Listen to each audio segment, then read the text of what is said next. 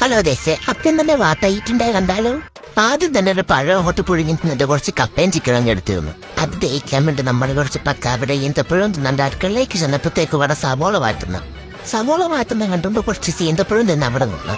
ഉച്ചയായപ്പോ കുറച്ച് ചോറും ചിക്കൻ കറിയും കൊടുത്ത് തിന്ന് അതിന്റെ എരിവ് മാറാൻ ഫ്യൂസ് കൊടുത്തു. ഒരു വൈകുന്നേരം ഇപ്പൊ നമ്മൾ പുറത്തുപോയി അൽസമ്മന്തി അങ്ങ് പാസ്സായി.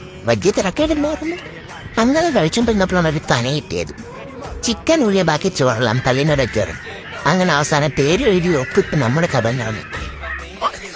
അങ്ങനെ പുറത്തോട്ടിറങ്ങുന്ന ടൈം മേടിച്ചോണ്ട് വീട്ടിൽ ചെന്നിരുന്ന മാനത്തോട്ട് നോക്കി ഞാൻ കഴിച്ചു.